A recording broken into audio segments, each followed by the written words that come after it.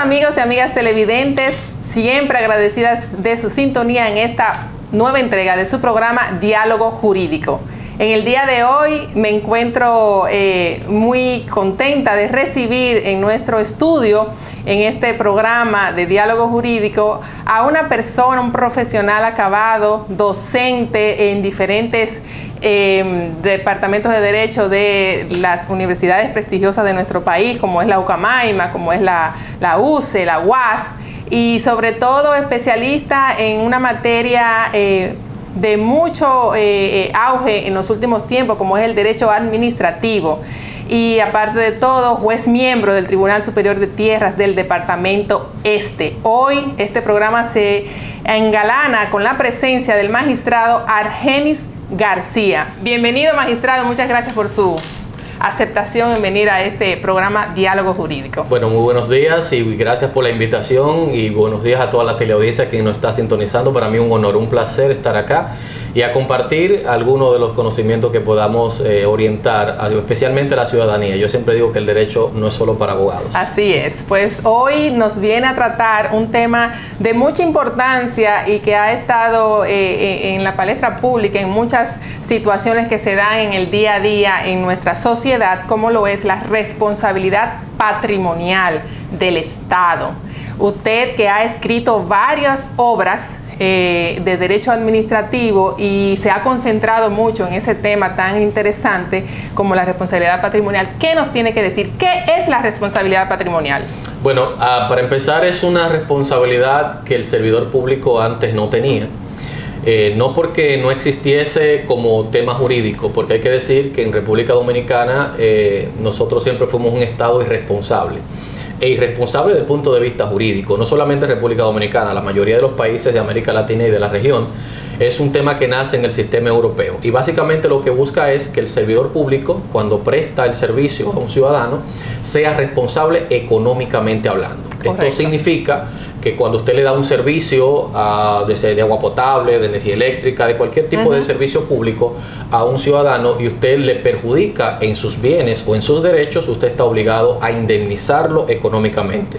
Esto justamente con la intención de que la administración pública, que se supone que está para proteger y para resguardar los bienes y derechos de los ciudadanos, también se haga responsable cuando aquel que presta el servicio a través de la institución, que es la persona física del funcionario, comete un error o bien a veces de forma intencional y le causa un daño a un particular. Entonces la ley ahí manda a reparar, y especialmente luego de la Constitución de 2010, que ha introducido una cláusula constitucional reforzada que básicamente establece a partir del 148 la obligación de cada persona que presta servicio público reparar económicamente, no solamente desde el punto de vista personal, sino también solidariamente con el Estado. Con la institución a la cual está sirviendo ese funcionario público.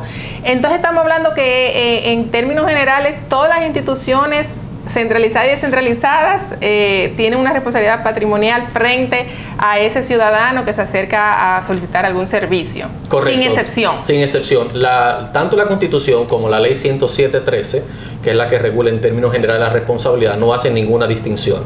Y es bueno decirlo porque no solamente, siempre que uno habla de administración pública, siempre la gente se concentra en administración pública central, o lo que es poder ejecutivo, pero abarca todos los poderes del Estado e inclusive aquellos llamados órganos a poder, como el Tribunal Constitucional, la Junta Central Electoral y demás órganos constitucionales, y también obviamente las instituciones descentralizadas, como mencionabas, como es el caso de los ayuntamientos, que son el primer contacto que tiene la ciudadanía con los gobiernos locales. Exacto. También son responsables. Muy bien. ¿Y qué tipos de responsabilidad civil podríamos hablar para ser un poquito más específicos? ¿Cuáles son esos tipos de responsabilidad? Bueno, básicamente la ley establece dos tipos de responsabilidad, y es bueno también a los amigos que nos sintonizan aclarar que no es el mismo sistema de responsabilidad civil tradicional que tenemos. Para que no se confundan. Nosotros heredamos una responsabilidad civil, como la mayoría conoce en el ámbito jurídico, de los llamados códigos napoleónicos, los códigos franceses, que es una responsabilidad civil que te sanciona, te hace reparar por un hecho particular, por un tema conductual.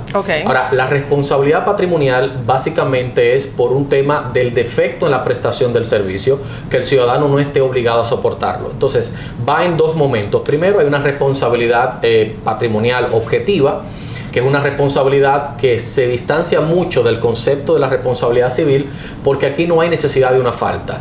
Y a veces eso es lo que nos causa un ruido. Porque claro, uno dice, ¿cómo la pruebo? ¿Cómo la pruebo? Ajá. ¿Y cómo puede haber falta? ¿Cómo puede haber responsabilidad si no hay una falta? Sí. Ahora, lo que sucede es que la administración es responsable más allá del tema del comportamiento del funcionario cuando se le causa un perjuicio. Por ejemplo, supóngase usted cuando se construye una obra pública. Vamos a suponer, aquí en la parte este del país, cuando se estuvo construyendo la autovía del Coral, por ejemplo, hubo que mover mucho terreno y algunos de esos terrenos eran propiedades privadas. Así es. Y siempre hemos visto que la propiedad privada, incluso constitucionalmente hablando, es inalienable, es imprescriptible, pero cuando se declara ese terreno de utilidad pública, es obligatorio, ¿verdad?, entregar la propiedad. Ahí hay un daño que se le provoca económicamente al patrimonio, a la persona que quizás no quiere entregar su propiedad o que quizás tiene incluso lazos emocionales con ella. Y al valor que se le paga. Y el valor que se le pague desde el punto de vista del justo precio, el justo valor, y hay obligación de reparar. Pero también cuando hay una construcción, como ha ocurrido, por ejemplo, hay una construcción que se provocó aquí en la parte de la autovía del Este, ahí frente al área de lo que se conoce como el ITLA, donde había una estación de combustible. Y yo que transito por esa zona siempre veía que esa estación de combustible, cuando se estaban anchando la calle, ¿no?, se abrió una calzada que impidió entrar a la estación de combustible.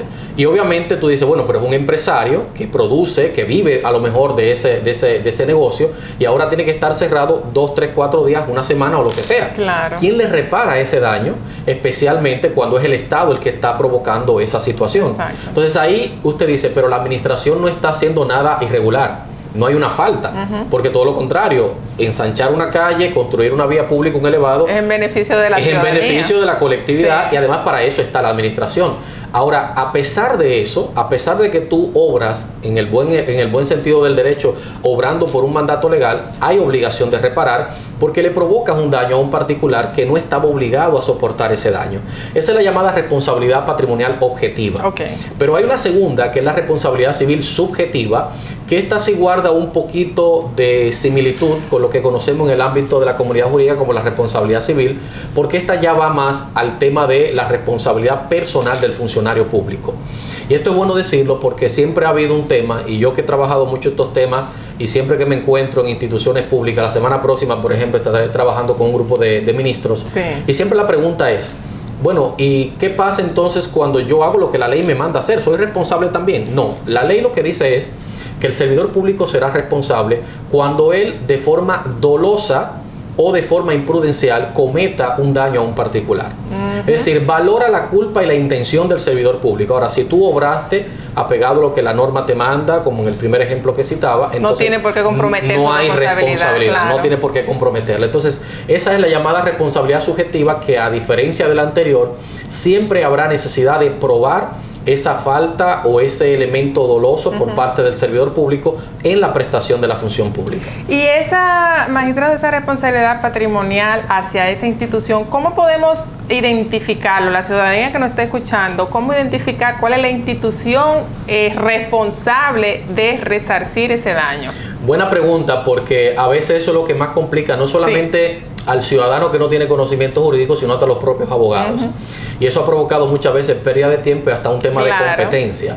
Lo primero es que hay que identificar quién es el ente público. En términos de derecho administrativo hay dos conceptos que hay que manejar: ente público y órgano administrativo, que están regulados por la ley 247, la Ley Orgánica de Administración Pública.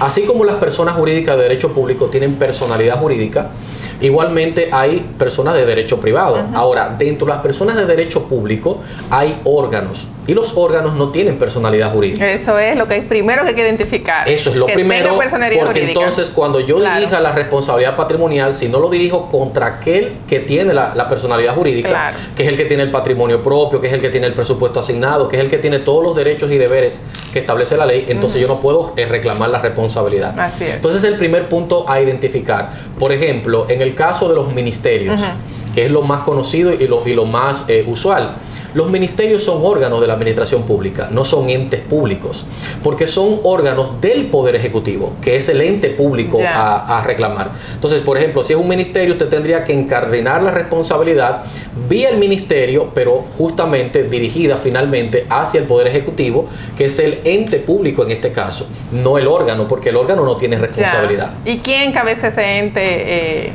ejecutivo? El presidente de la República, naturalmente. El presidente de la República, o sea que sería la demanda iría dirigida a la presidencia de la República. Al ente como tal, porque exacto. Recordemos que el presidente como tal y la presidencia también es un órgano. Exacto. Ahora, el ente es Poder Ejecutivo y obviamente se canalizaría a través del ente que sería Poder Ejecutivo. De acuerdo. Magistrado, tenemos que hacer una pequeña pausa, pero al regresar vamos entonces a seguir conversando, sobre todo en los casos de alianza pública-privada, entonces contra quién nos vamos a dirigir en caso de responsabilidad patrimonial. Volvemos después de esta pausa.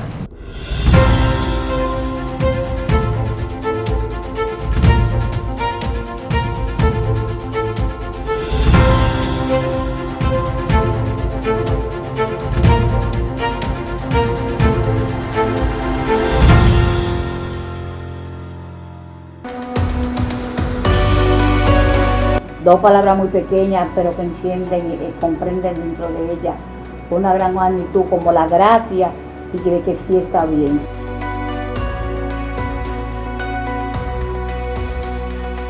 Se hizo una casa nueva, eso lo puedo decir. El techo está totalmente destruido, desplomado. Cuando llovía yo tenía que poner una ponchera que tengo grande ahí que coge 12 cubetas de agua y tenía que ponerla ahí. Y abre la puerta y mira para que vea. Todo está nítido. La gloria sea para Dios y luego para todos los que hicieron posible. Enormemente agradecida, complacida y muchas gracias aquí a nuestro síndico. No lo digo porque sea el síndico de la comunidad, sino lo digo por el ser humano que es.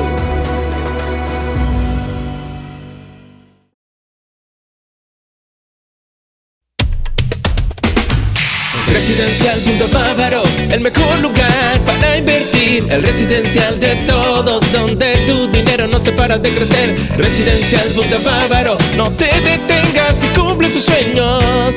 Invierte en Bávaro, Punta Cana. Residencial Punta Bávaro, el mejor lugar para invertir en tu sueño de tener tu propio techo. Vivir en la zona de Bávaro Punta Cana, a solo minutos de los principales centros comerciales de la zona, del aeropuerto y la playa. Punta Bávaro es un residencial cerrado con cámaras de vigilancia y seguridad permanente. Ven, ya es tiempo de que des el paso y que sea en uno de los lugares más exclusivos de la zona. Desde $70 el metro. Información y ventas al 829-436-8636. Residencial Punta Bávaro. Bávaro, Punta Cana, hoy. Lubricentro Rochelle es Plus, porque ahora se unen Lubricentro Rochelle y Rochelle Plus para hacer una marca más fuerte, más grande, más completa y con más servicios. Tendrás una mejor experiencia cuando necesites comprar o cambiar gomas, filtros, lubricantes y baterías con el servicio más plus de la región. Ven a nuestro moderno local en la calle Sánchez, esquina San Santiago, frente a Petronan Rochelle. Puedes contactarnos llamando al 809-554-6449 y en la web www.rochelle.com.do. Rochelle, una marca de servicio. Mi nombre es Lorena Garrido, yo soy cantante y actualmente soy estudiante de música en la Universidad de Berklee College of Music en Boston, Massachusetts, gracias al apoyo del alcalde Cholitín y la alcaldía. Tanto tiempo disfrutamos. Desde siempre a mí me ha encantado la música y he tenido el deseo y el sueño de seguir estudiando y de hacerlo ya de una manera profesional y de adquirir todo el conocimiento. Y cuando yo pensaba en una universidad que sería como el máximo para poder adquirir ese conocimiento, siempre yo dije, bueno, Berklee College, que es una de las mejores universidades. Cuando a mí me dieron mi media beca de la universidad, yo dije, bueno, no se va a lograr, pero gracias al apoyo de la alcaldía estoy allá. Ha sido difícil, principalmente la cuestión de no poder cantar a tiempo completo como yo lo hago aquí. Y también la comida, que me hace mucha falta, y mi mamá y mi papá. Pero yo digo que dentro de un tiempito para acá yo me adaptaré. Muchísimas gracias, alcalde de Cholitín, por apostar al talento, a la juventud y al desarrollo. Para mí es una oportunidad muy grande y algo que siempre le voy a agradecer. Una buena fumada puede contar su historia. Baron Deluxe Cigar Lounge, con un salón moderno y exclusivo para saborear el placer. Varios tipos para elegir, cada uno hecho a la medida para una experiencia sorprendente. Abiertos Anyway, calle Bienvenido Creales, Plaza Aura Local 3A. Para pedidos 829-242-0692. Baron Deluxe, el placer de fumar.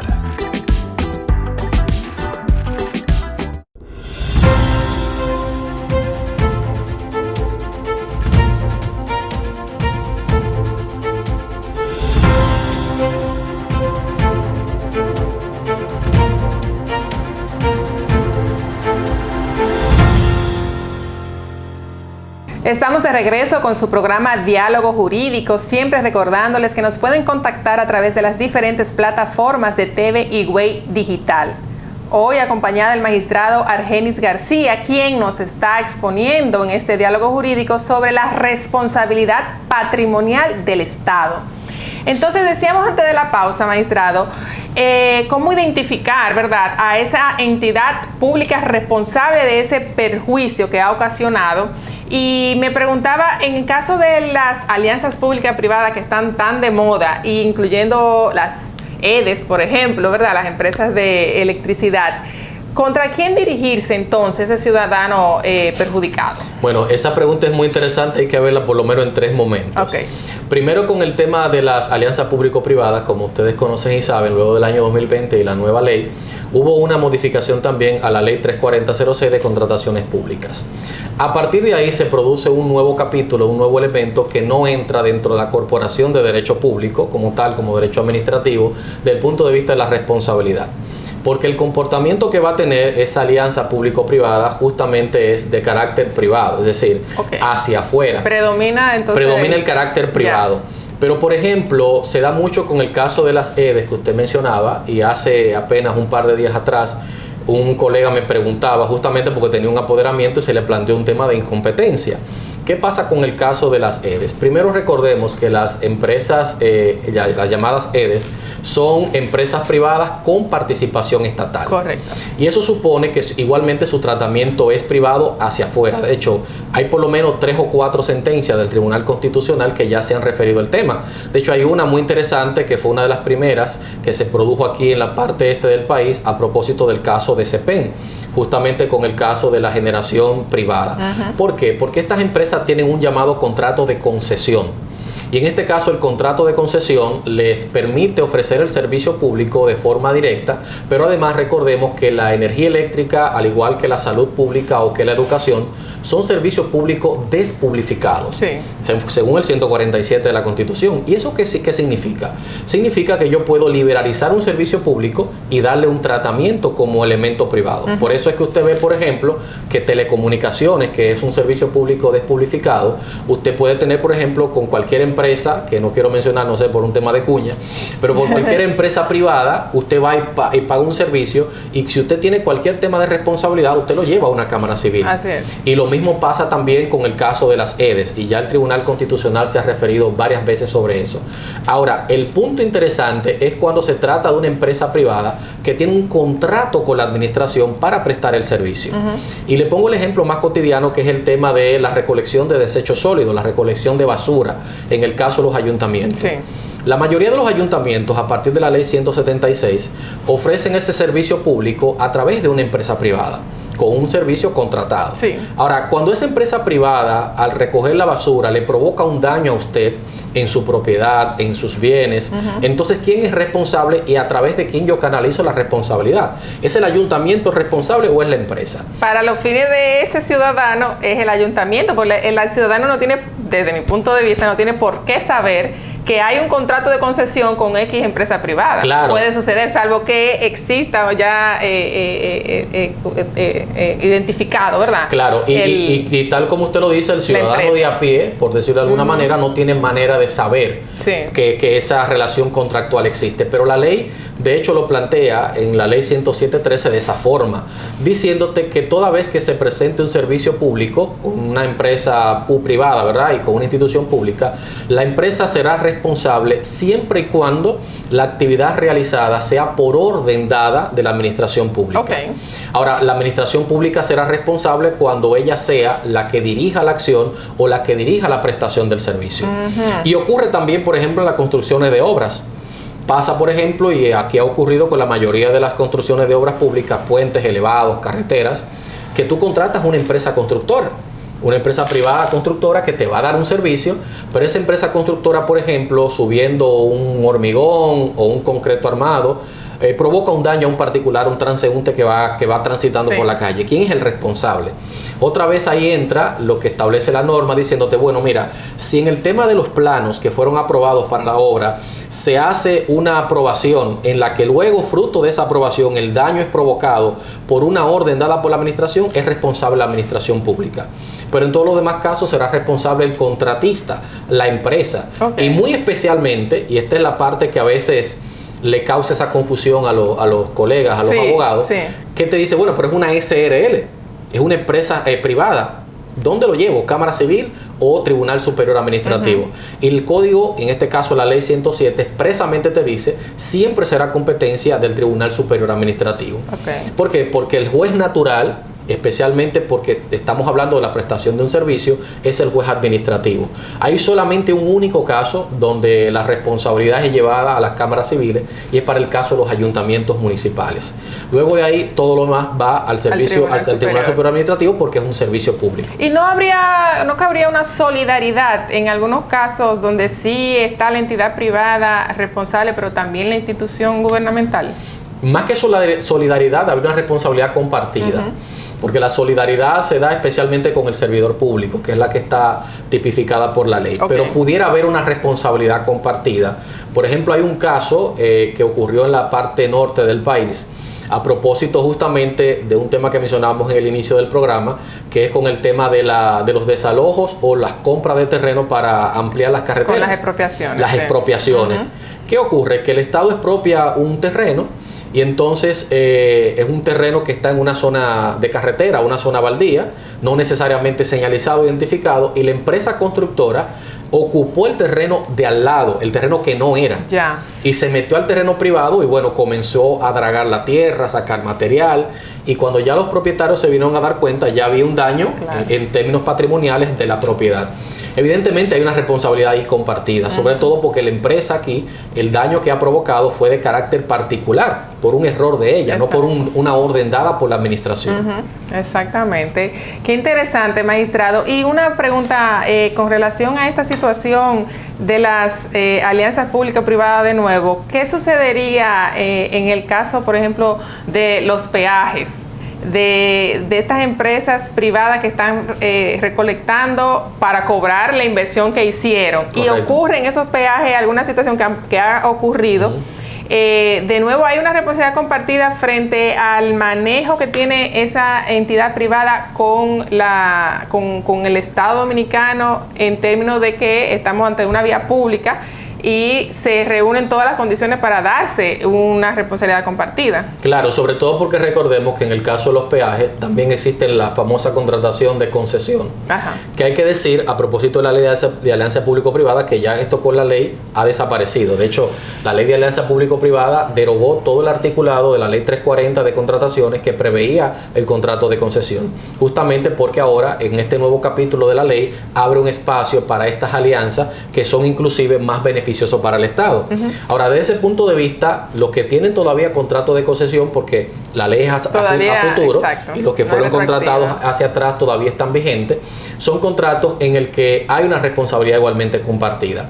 Especialmente porque el llamado peaje, en conceptos ya de carácter tributario, la gente siempre lo ve como un precio o una tasa que se está pagando, pero no es un impuesto, es un precio público.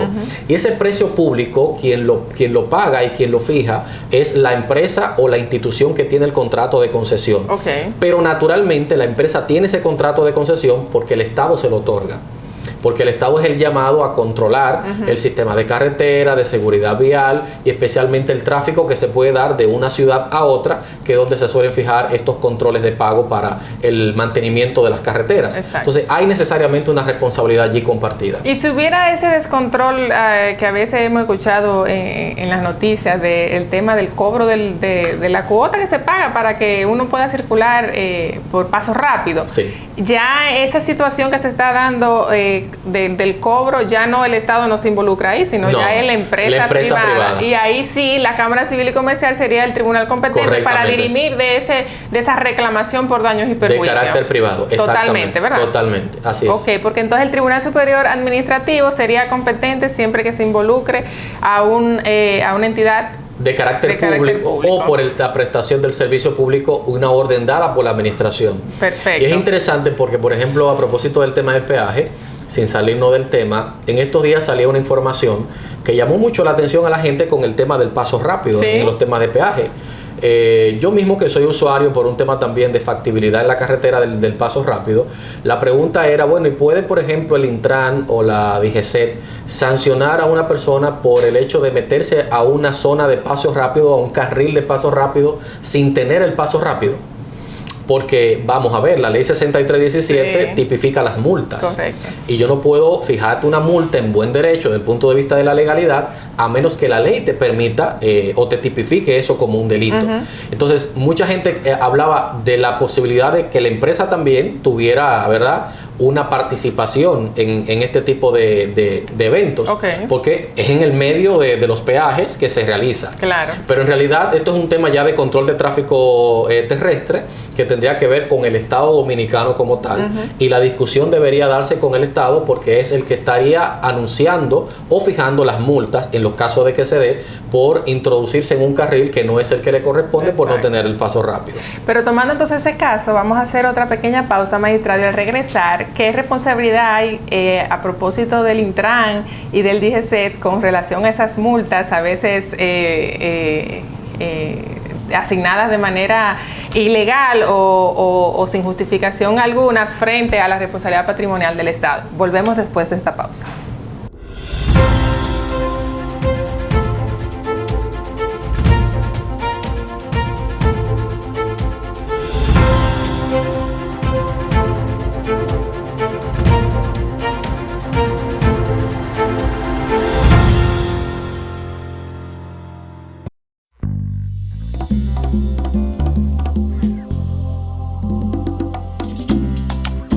Él vio que yo estaba viviendo en una condición que no estaba bien, entonces él me dijo que me iba a ayudar, que nos iba a hacer nuestra casa, y me la hizo.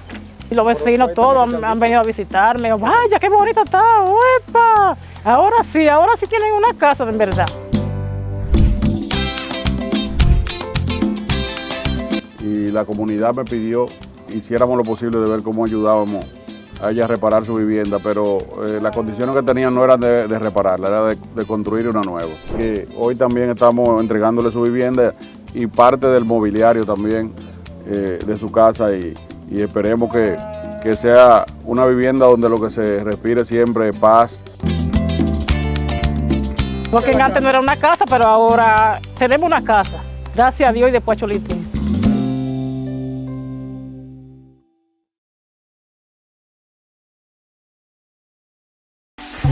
Una buena fumada puede contar su historia. Baron Deluxe Cigar Lounge, con un salón moderno y exclusivo para saborear el placer. Varios tipos para elegir, cada uno hecho a la medida para una experiencia sorprendente. Abiertos Anyway, calle Bienvenido Creales Plaza, Aura Local 3A. Para pedidos 829-242-0692. Baron Deluxe, el placer de fumar.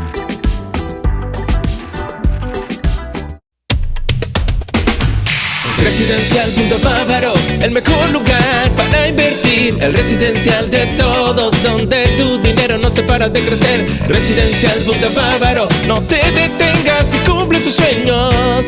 Invierte en Bávaro.com.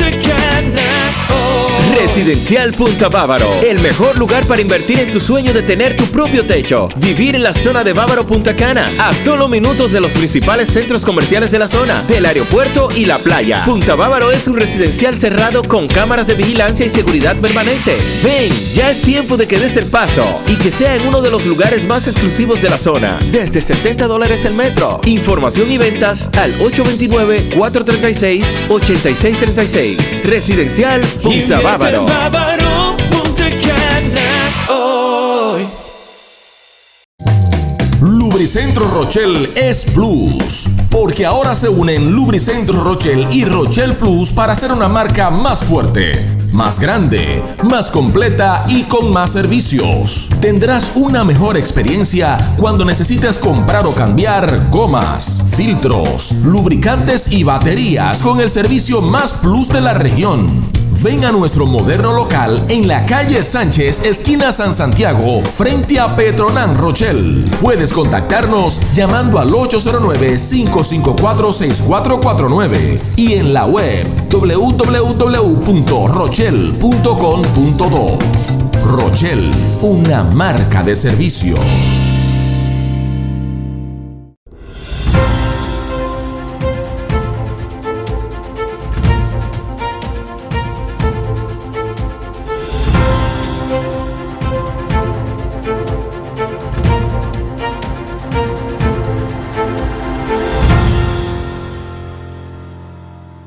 Continuamos con su programa Diálogo Jurídico, como siempre agradecida de su sintonía. Magistrado, entonces decíamos antes de la pausa, ¿qué haríamos o cómo enfrentar esas multas a veces injustificadas o ilegales o arbitrarias que presenta el DGC? Y el DGC o el Intran son también instituciones del gobierno. ¿Son descentralizadas o centralizadas? ¿O cómo funciona la responsabilidad civil de patrimonial de estas entidades? Bueno, lo primero es que en coordinación con lo dijimos al principio, son instituciones públicas y son servidores públicos.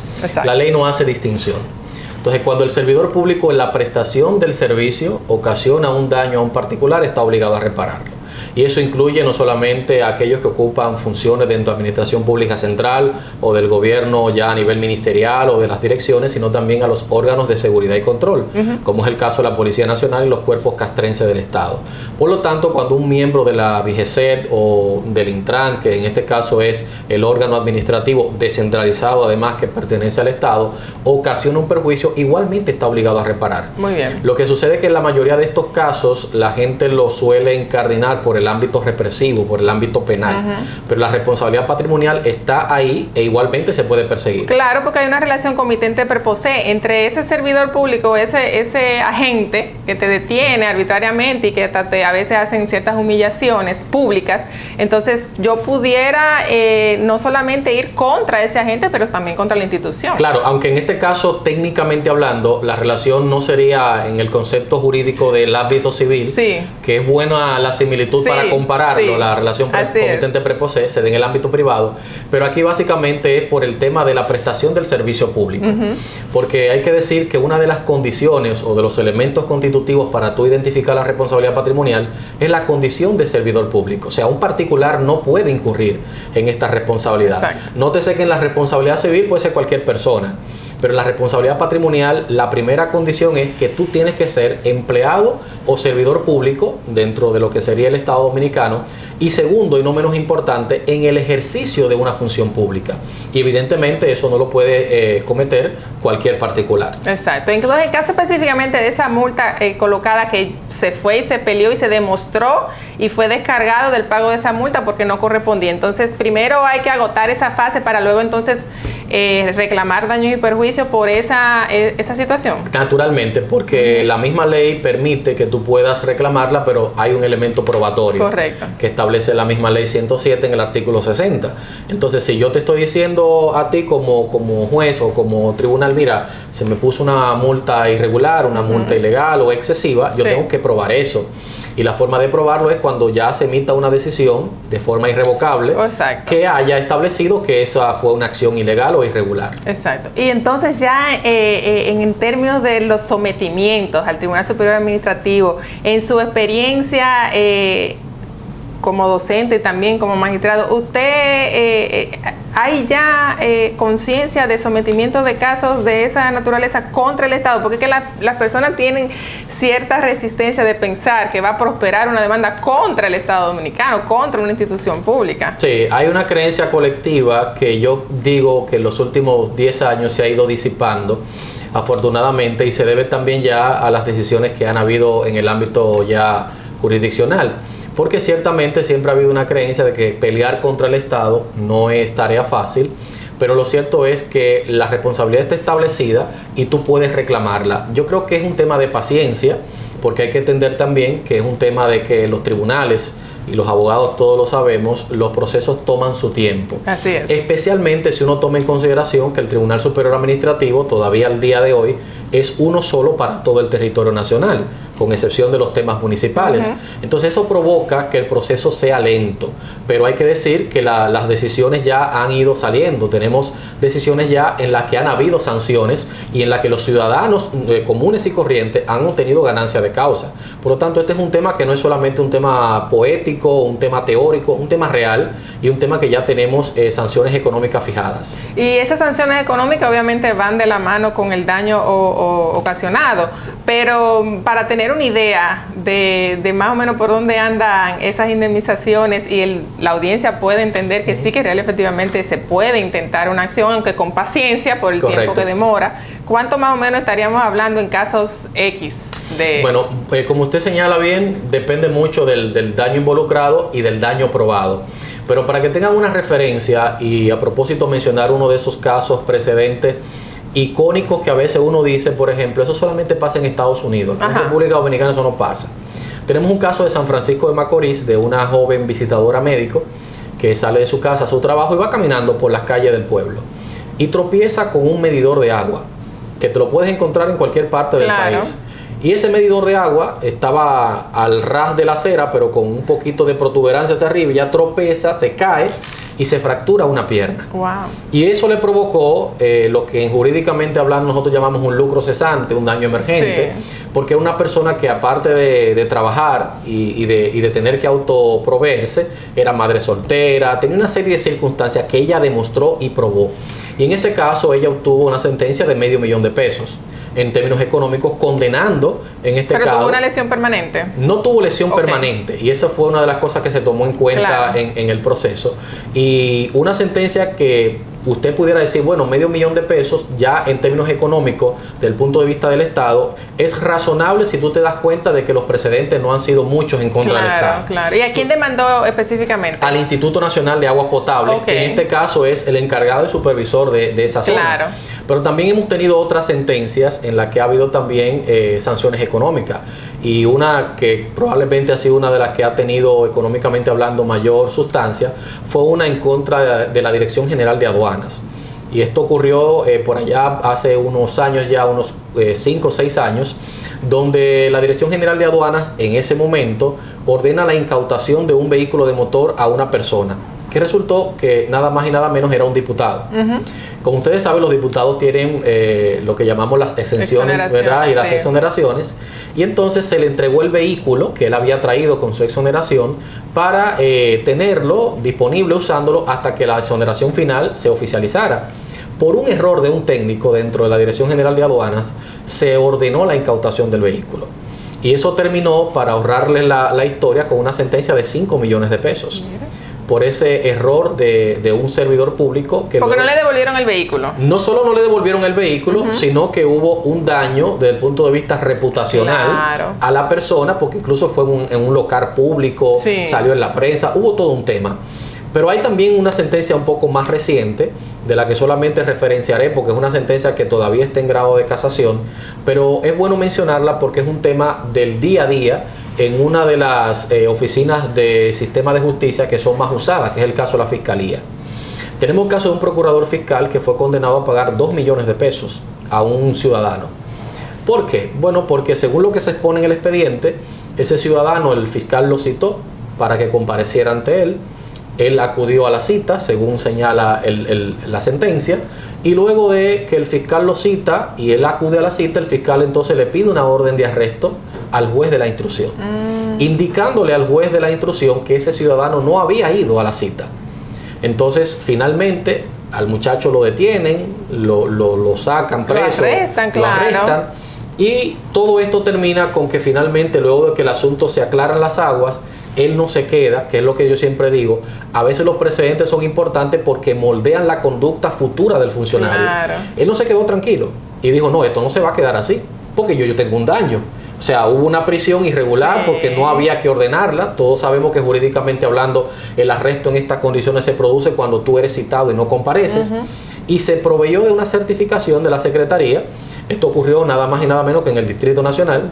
Y la secretaria expresó, sí, él vino y compareció.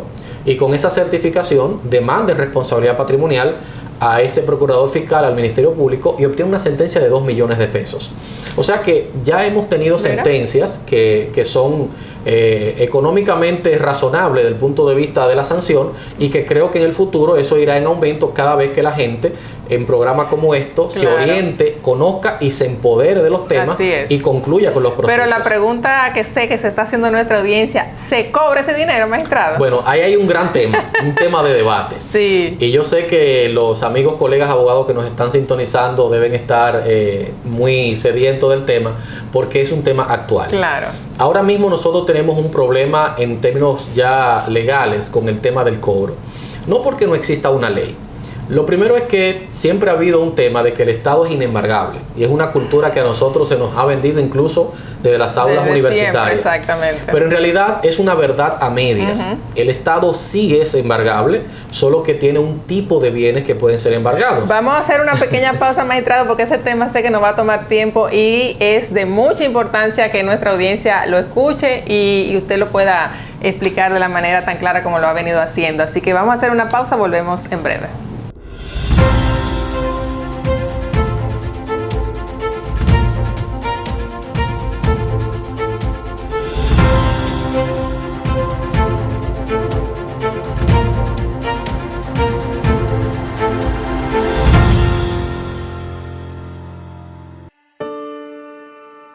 ¿Tú cómo te llamas? Janín. Y de verdad que cantaron ese himno con tanta emoción, pero hubo un niño ahí que yo lo vi que tenía como más emoción que todo, porque hasta marchó. Es más, déjeme ir a chocarle la mano. Él no sabe quién es, pero yo le voy a chocar la mano. Él está entretenido.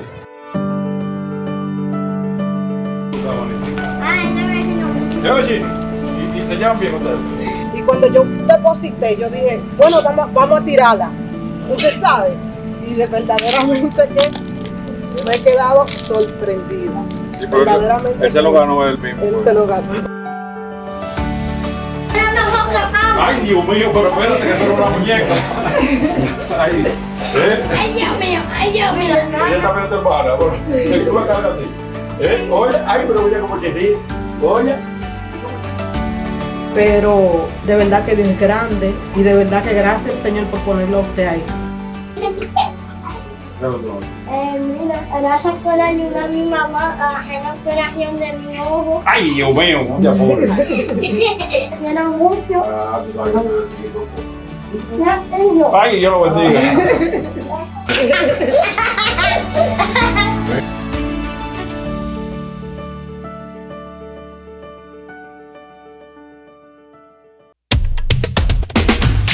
Residencial Punto Bávaro, el mejor lugar para invertir. El residencial de todos, donde tu dinero no se para de crecer. Residencial Punto Bávaro, no te detengas y cumple tus sueños. Invierte en Bávaro, Punta Cana. Residencial Punta Bávaro, el mejor lugar para invertir en tu sueño de tener tu propio techo. Vivir en la zona de Bávaro Punta Cana, a solo minutos de los principales centros comerciales de la zona, del aeropuerto y la playa. Punta Bávaro es un residencial cerrado con cámaras de vigilancia y seguridad permanente. Ven, ya es tiempo de que des el paso y que sea en uno de los lugares más exclusivos de la zona. Desde $70 el metro. Información y ventas al 829-436-8636. Residencial Punta Bávaro. Bávaro, Punta Cana, hoy.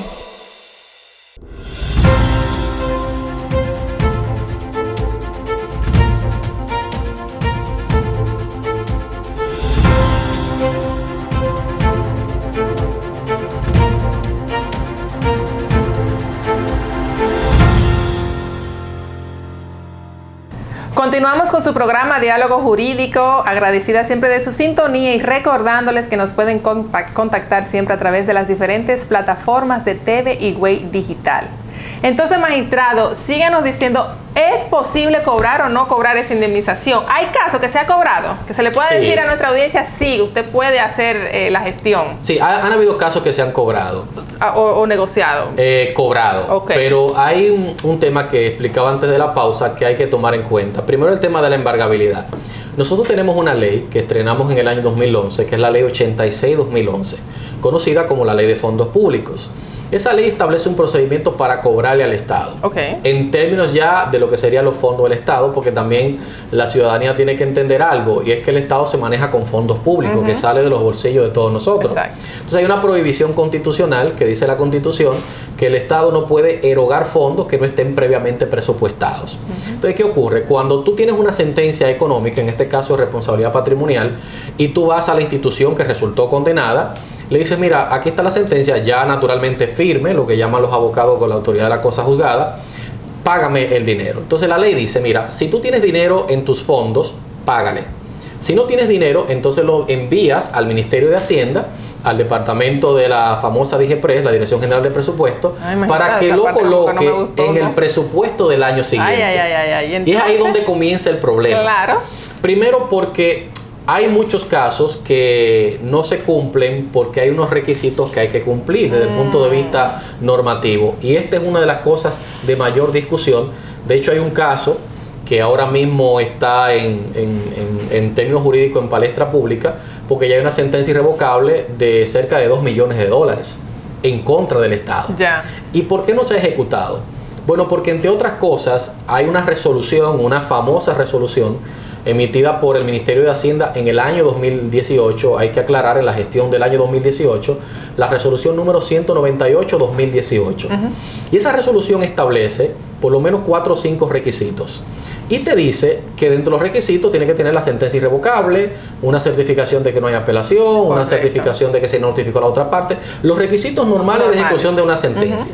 Pero hay un requisito que es el que crea el gran problema. Y ese requisito es que te dice una certificación de que no existe revisión constitucional ante el Tribunal Constitucional. Eso naturalmente crea un problema mayúsculo, porque por ejemplo, y los abogados lo sabemos en términos de estrategia, si yo soy el que debe y no quiero que me cobren, ¿qué yo hago? Voy y deposito un recurso de revisión, tenga o no tenga fundamento. Especialmente porque el Tribunal Constitucional, con la carga de trabajo que tiene, no te lo va a fallar inmediatamente. En el caso de la especie es un caso que ya tiene por lo menos 4 años y todavía el Tribunal Constitucional no ha fallado. Entonces eso provoca una retranca en el desarrollo normal del proceso que va a evitar que tú cobres tu crédito precisamente por una condición, un requisito que no es ni siquiera desde el punto de vista práctico necesario, porque todos sabemos que las decisiones de revisión constitucional no tienen efecto suspensivo y sobre todo hay una demanda en suspensión que si también fue rechazada o fue negada no ha lugar. Esa es una de las mayores problemas que tenemos, pero también entender que también hay un tema desde el punto de vista de la responsabilidad del funcionario público. Es decir, el funcionario público tiene que canalizar la ejecución de la sentencia y tiene que colocarla en el presupuesto o mandar es su responsabilidad colocarla en el presupuesto. Correctamente. Además, y esto es bueno que también se maneje, la ley 107 también establece una responsabilidad en esos casos. Y te dice que el funcionario público que está obligado a continuar con un procedimiento y no lo hace, es responsable, patrimonial y penalmente hablando. Entonces eso provoca... ¿Otra acción? Otra acción, pero ahí es donde está justamente el tema. Otra acción. Porque tú dices, ok, yo lo puedo demandar, pero entonces tengo ahora que iniciar un proceso desde cero. Y es como un círculo vicioso. Entonces ahí se provoca un sistema en el que realmente se hace difícil la ejecución. Pero la buena noticia, porque de alguna forma también es viable, es que esa es la vía establecida en la ley 8611 de fondos públicos. Pero tú puedes hacer una acción ejecutiva por la vía del derecho privado. Eso le iba a preguntar, ¿alguna medida conservatoria? Puedes hacerlo, por ejemplo, en mi caso, y lo menciono porque es también un documento que se hizo público en su momento. Cuando fui juez presidente de la Cámara Civil de La Romana, me tocó hacerlo con el Ayuntamiento Municipal de La Romana. En esa época, estamos hablando del año 2014, más o menos, para que se ubiquen en tiempo. Y había un acreedor que tenía un crédito privado con el Ayuntamiento ese acreedor demandó en términos judiciales, la sentencia se hizo firme, en términos jurídicos un título ejecutorio, y el ayuntamiento no le pagaba. Y entonces decidió iniciar un proceso de ejecución. Y le pide entonces a la Cámara Civil un auto para trabar una hipoteca judicial provisional, lo que dice el 56 del Código de Procedimiento Civil. Y entonces el gran problema era la pregunta que decíamos ahorita: ¿es el Estado embargable? Porque siempre se nos ha vendido, no, el Estado es inembargable. Y entonces la fortuna que tenemos con el tema municipal es que la ley municipal expresamente, y yo creo que es una de las pocas leyes que lo establece, la distinción en cuáles son los bienes de dominio público y cuáles son los bienes de dominio privado. Sí, porque el ayuntamiento tiene terreno, por ejemplo, títulos a nombre del ayuntamiento. No solamente tiene terrenos, tiene tanto terreno de carácter privado que hasta los arrenda. O sea, tiene arrendamientos privados. Eso de entrada te dice a ti que si yo te estoy arrendando un terreno es porque no tiene una utilidad pública. Naturalmente, lo más obvio, tú no puedes embargar un parque público, una ambulancia, qué sé yo, una estación de bomberos. O sea, los bienes de dominio público no son embargables. Pero un bien privado, perfectamente. Y en el caso que les menciono, resultó que el acreedor identificó un bien en esas condiciones, un bien privado, y pide una hipoteca judicial provisional y se le autorizó, se le dio una sentencia autorizando embargar ese bien. Al final, yo estuve expectante de ver si esto llegaba hasta el final, porque son casos muy raros que pasen. Pero el ayuntamiento, cuando vio que el tribunal le dio la autorización para embargar, llamó al acreedor y pagó. Pasa por caja y ven a cobrar tu dinero. Claro, no, pero a veces fue osado seguir el procedimiento, y al final uno trata siempre de buscar una negociación, un acuerdo transaccional. Y ya en términos del servidor público, de esa responsabilidad personal que recae sobre el servidor público, tenemos un caso también, hablando del Ayuntamiento de La Romana, muy conocido, donde la figura del alcalde se vio penalmente comprometido y fue retenido a prisión. En ese caso, ¿hasta qué punto el servidor público puede ser perseguido personalmente? Bueno, lo primero es que hay un elemento que usted lo menciona en su pregunta: la responsabilidad patrimonial primariamente es personal. Se hace solidaria con la institución porque en términos administrativos hay una teoría que es la famosa teoría del órgano. Si yo represento al órgano, el órgano también es responsable por toda actuación mía. O sea, yo soy un servidor público y yo lo que hago no lo hago porque soy fulano de tal, sino porque soy el servidor público y me invisto de ese poder. Entonces, todo lo que yo hago repercute sobre la administración pública. Ahora bien, la responsabilidad primaria es personal. Y por eso es que, por ejemplo, la Ley 107 en el artículo 58 dispone que el servidor público será personalmente responsable de los daños y perjuicios provocados por la prestación del servicio, siempre y cuando, que lo mencionábamos al principio, usted pruebe que cometió una imprudencia grave o actuó de forma dolosa, de forma intencional para provocar el daño. Y otro dato interesante, y es bueno que los amigos lo sepan, porque uno dice, bueno, pero ¿y si pasaron los 4 años? Que generalmente duran los periodos, ¿verdad? de la selección del funcionario. ¿Qué pasa? ¿Persigo al que ocupe el puesto actual o persigo a ese funcionario que ya no es y que está fuera de la administración? Tú puedes perseguirlo de forma directa aunque ya no sea funcionario público. Porque la ley se remonta al momento en que lo eras. Por ejemplo, hay un caso en el que ya hubo sentencia también, y lo menciono porque ya hubo una decisión sobre ese aspecto, que fue con el caso de un ex ministro de Obras Públicas en gobiernos pasados. Ese ex ministro había hecho una contratación pública con unos ingenieros, y esos ingenieros, todos sabemos que la usanza es que como el dinero no fluye de forma inmediata, los ingenieros hacen las cubicaciones y ellos sacan dinero de su propio peculio, de su dinero personal, esperando que luego el Estado le reembolse y le pague. Pues esos ingenieros ejecutaron la obra con dinero propio y finalmente no se les pagó. Un incumplimiento del contrato más los daños y perjuicios provocados porque tú estabas tomando dinero prestado, sacando dinero de allí, y luego ellos demandan de responsabilidad patrimonial al Ministerio de Obras Públicas y al servidor público. Y resultó que en el momento en que ya se encardina la acción, ya no era servidor público, ya no era ministro. Sin embargo, lo persiguió y la sentencia se emitió y lo condenó. porque evidentemente la responsabilidad es personal y va más allá del cargo o la función. Y evidentemente el ciudadano tiene que tener un colchón de protección, porque si tú sería muy fácil además. Entonces, bueno, yo me voy y ya no soy responsable. No, la ley pensó en eso y permite que aún no estando en la función tú lo puedas perseguir siempre y cuando la acción que provocó el daño hubiese sido cometida en el ejercicio de la función cuando lo era. ¿Y alguna prescripción? ¿Hay prescripción Claro. establecida? Hay una prescripción de 2 años. 2 años. Pero esos 2 años es importante también entender que son 2 años que va a depender de algunas circunstancias, porque hay prestaciones de servicio que son continuos. Entonces, si la continuidad cesó en un momento determinado, tú comienzas a contar a partir de ahí. Pero, por ejemplo, en el caso que usted preguntaba ahorita, en el caso, por ejemplo, de la DGC, que usted, bueno, tiene que haber una sentencia. Bueno, sí. Y todos sabemos que un proceso dura, por ejemplo, 2-3 años. Exacto. Y la ley te está dando 2 años. Entonces, bueno, ¿y ya prescribió o no? Esos 2 años comienzan a computarse a partir del momento en que la sentencia se hizo firme. Y ahí comienza a contarse el plazo. Anteriormente era un plazo de 1 año. Es importante que los amigos y especialmente la comunidad jurídica lo sepa, porque he visto también algunos casos que han pedido inadmisibilidad, porque antes era 1 año, pero en el 2013 fue aumentado a 2 años. A 2 años, excelente. Magistrado, vamos a hacer una última pausa y al regresar vamos entonces a concluir, a dar algunas conclusiones y recomendaciones a nuestra audiencia. Volvemos después de esta pausa.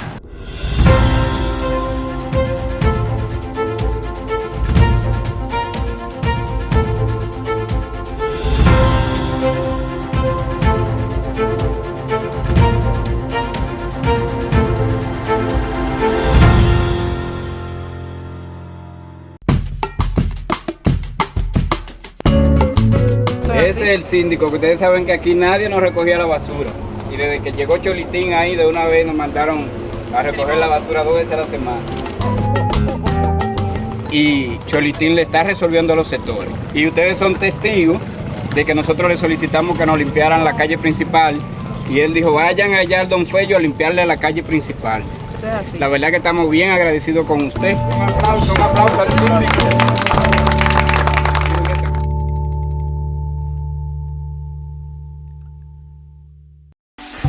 Una buena fumada puede contar su historia. Baron Deluxe Cigar Lounge, con un salón moderno y exclusivo para saborear el placer. Varios tipos para elegir, cada uno hecho a la medida para una experiencia sorprendente. Abiertos Anyway, calle Bienvenido Creales Plaza, Aura Local 3A. Para pedidos 829-242-0692. Baron Deluxe, el placer de fumar.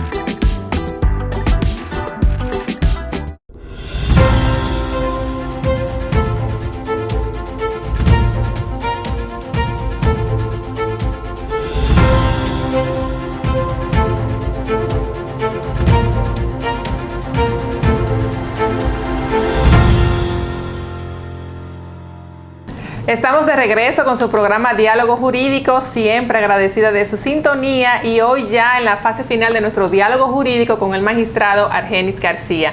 Magistrado, ¿y los empleados públicos, ellos pueden también a su vez demandar en responsabilidad patrimonial? Qué buena pregunta y qué actual, porque mira qué pasa, nosotros tenemos casos donde cuando cambia un gobierno, cambian a los funcionarios. Correcto.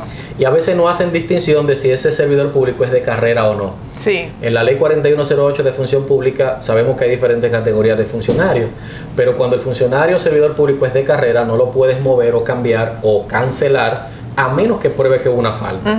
Y la ley permite que el propio servidor público demande en responsabilidad patrimonial a la institución a la cual pertenece. ¿Por qué? Porque cuando yo te cancelo o te causo un daño, aún sin cancelarte en la institución, soy responsable, le estoy provocando un daño.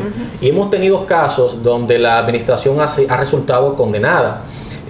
Puedo mencionar un par de casos. Hubo uno de ellos, a propósito de aquí de la zona este del país, de un procurador fiscal de la Romana, donde fue no solamente destituido, sino que fue destituido de forma irregular. Porque cuando tú destituyes a un funcionario de carrera, tú tienes que recorrer el debido proceso. O sea, no es que yo te cancelé ya, hay que probarte en un juicio, hay que determinarte en un juicio disciplinario. Y si no, indemnizarte también. Correctamente, porque le estás provocando un daño. Y en el caso de ese servidor público, él demandó en responsabilidad patrimonial a la propia entidad que en este caso lo contrata, ¿no? Que es el Ministerio Público. Pero hubo otro caso que fue uno de los primeros, que fue con la Cámara de Cuentas. Fue uno de los primeros casos que hubo de responsabilidad patrimonial en el ámbito del servidor público por allá por el año 2015, donde las nuevas autoridades de la Cámara de Cuentas hicieron a la sazón lo que suelen hacer la práctica cotidiana de los gobernantes. Llegué nuevo y me llevo a todo el que no es de mi equipo. Y eliminó del puesto a una persona que tenía varias décadas ocupándolo como empleado de carrera. Y finalmente esa persona demandó no solamente en reposición en el cargo, sino también en responsabilidad patrimonial, porque hay que entender algo. La mayoría, como es mi caso, que vivimos de un salario público, uno vive con obligaciones fijas como todo el mundo. Por supuesto. Y tú la pagas con ese salario, ¿verdad? Señor. Tú tienes luz, agua, colegio, transporte, qué sé yo. Imagínate tú que a ti te cancelen y al mes siguiente están todas esas obligaciones fijas. Tú tienes un problema económico, tienes un daño emergente. Sobre todo si tú no tienes un buen ahorro, si no tienes dónde sacar ese dinero, vas a buscar prestado, vas a buscar alternativas que te van a generar un daño. Además de la preocupación mental, el llamado daño moral. El tormento que te provoca de tú tener obligaciones fijas que pagar y no poder hacerlo. O sea, el Estado está obligado en esos casos también a reparar, y en esos casos también ya es importante que el ciudadano tome esa conciencia, porque a veces yo he tenido, por ejemplo, en cursos e informaciones que me preguntan, bueno, pero profesor, ¿y si me votan por eso? Porque yo soy funcionario público. Bueno, es que tenemos que, el cambio se hace haciendo cosas diferentes y sentando los precedentes. Porque, como usted decía, al final, a veces por desconocimiento no intentamos, y la realidad es que ya, como usted dice, hace una década para acá las cosas van cambiando, las leyes se están reforzando, se le está dando mayor seguridad jurídica a los ciudadanos, y por qué no entonces decidirse a tomar acción, aunque obviamente hay que ser pacientes, toma tiempo, pero ya teniendo esos precedentes donde sí se han condenado y sí se ha pagado, la verdad que vale la pena. Así es. Sí, entonces, magistrado, de verdad que le agradecemos mucho, pero yo quisiera, antes de terminar el programa, que usted nos converse sobre su última obra y nos incentive también a leerla, y esto nos va a contribuir también a este programa de todo lo que usted ha tratado en esa obra. También yo sé que usted lo detalla con muchísimo más detalle, como dicen, ¿verdad? Bueno, gracias por la oportunidad. Yo no me gusta, sobre todo cuando se trata de hablar de uno mismo, me resulta un poco particular. Mis estudiantes que me conocen y que me están sintonizando saben, a mí no me gusta mandar a comprar mis libros porque se puede malinterpretar. No, pero mis obras todas están en la mayoría de las librerías jurídicas del país. Tengo 5 obras y hay una de ellas que es, y bueno, hay que decirlo porque es la realidad, la primera obra en el país sobre responsabilidad patrimonial, que ya lleva 12 ediciones, más de 5.000 copias vendidas. Excelente. Y es una obra que pueden consultar. La mayoría de las sentencias del Tribunal Superior Administrativo suelen ponerla a pie de página. Actualizada por completo. Yo no digo que necesariamente sea porque es una excelente obra, sino porque es una de las poquísimas que hay de producción criolla. La obra se titula Fundamentos de la Responsabilidad Patrimonial del Estado, y como siempre señalo, tiene todo el tema desde la A hasta la Z.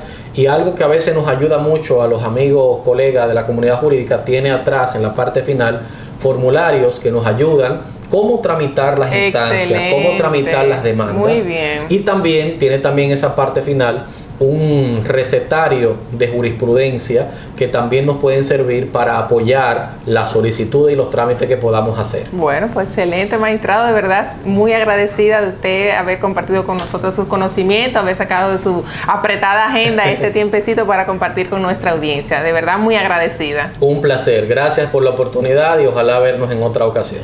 Bueno, pues ya lo escucharon, hasta una próxima Diálogo Jurídico.